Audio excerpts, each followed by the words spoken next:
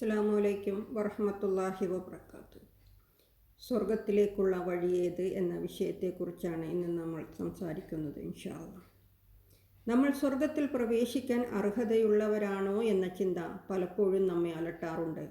നമ്മുടെ കർമ്മങ്ങൾ പൂർണ്ണമാണോ, അള്ളാഹുവിൻ്റെ തൃപ്തി നേടാൻ നമുക്ക് സാധിച്ചിട്ടുണ്ടോ എന്ന ആശങ്ക ഒരു വിശ്വാസിയുടെ ഹൃദയത്തിൽ എപ്പോഴും ഉണ്ടായിരിക്കേണ്ടതാണ്. ഈ വിഷയത്തിൽ വിശുദ്ധ ഖുർആനും തിരുസുന്നത്തും നമ്മെ ബോധവാന്മാരാക്കുന്നുമുണ്ട്. അള്ളാഹുവിൻ്റെ കാരുണ്യം കൊണ്ടല്ലാതെ ആർക്കും സ്വർഗത്തിൽ പ്രവേശിക്കാൻ സാധിക്കുകയില്ല എന്നതാണ് ഇസ്ലാമിൻ്റെ അടിസ്ഥാനപരമായ പഠിപ്പിക്കലുകളിലൊന്ന്. നമ്മുടെ സൽക്കർമ്മങ്ങൾ എത്ര വലുതാണെങ്കിലും അള്ളാഹുവിൻ്റെ അളവറ്റ കാരുണ്യവും അനുഗ്രഹവും ഇല്ലെങ്കിൽ നമുക്ക് സ്വർഗത്തിൽ പ്രവേശിക്കാൻ സാധ്യമല്ല. വിശുദ്ധ ഖുർആനിലെ 45-ാം അധ്യായത്തിൽ 22-ാം വചനത്തിൽ അള്ളാഹു പറയുന്നു, ഓരോ ആത്മാവും അവനവൻ ചെയ്ത കർമ്മങ്ങൾക്ക് അനുസൃതമായി പ്രതിഫലം നൽകപ്പെടുന്നതാണ്, അവർക്ക് അനീതി കാണിക്കപ്പെടുകയില്ല എന്ന്. ഈ ആയത്ത് നമ്മുടെ ഓരോ പ്രവൃത്തിക്കും അള്ളാഹു പ്രതിഫലം നൽകുന്നുവെന്ന സന്തോഷ വാർത്ത അറിയിക്കുന്നു.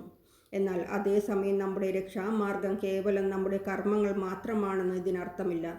മറ്റൊരു ആയത്തിൽ അള്ളാഹു പറയുന്നു, അള്ളാഹു ഉദ്ദേശിക്കുന്നവരെ അവൻ തൻ്റെ കാരുണ്യത്തിൽ പ്രവേശിപ്പിക്കുന്നു, അക്രമകാരികൾക്ക് അവൻ വേദനയേറിയ ശിക്ഷ ഒരുക്കിയിരിക്കുന്നു എന്ന്.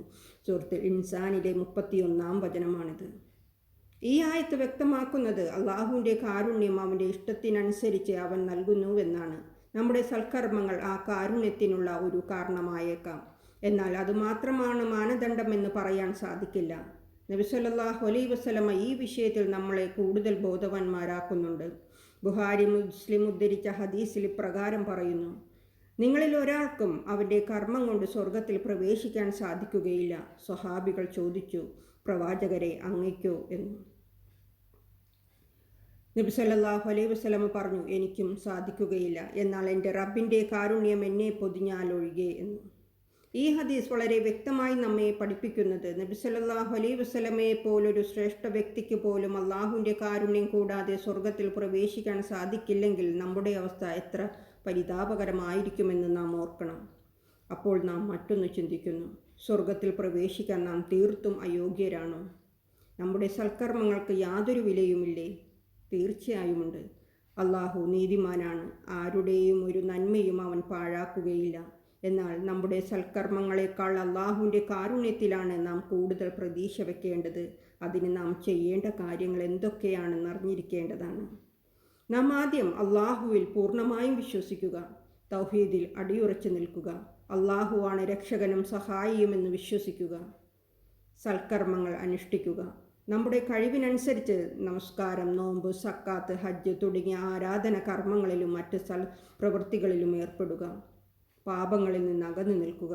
നമ്മുടെ വാക്കിലും പ്രവൃത്തിയിലും അബദ്ധങ്ങൾ സംഭവിക്കാം, എന്നാൽ ബോധപൂർവം പാപങ്ങൾ ചെയ്യാതിരിക്കാനും തെറ്റുകൾ സംഭവിച്ചാൽ ഉടൻ പശ്ചാത്താപിക്കാനും ശ്രമിക്കുക.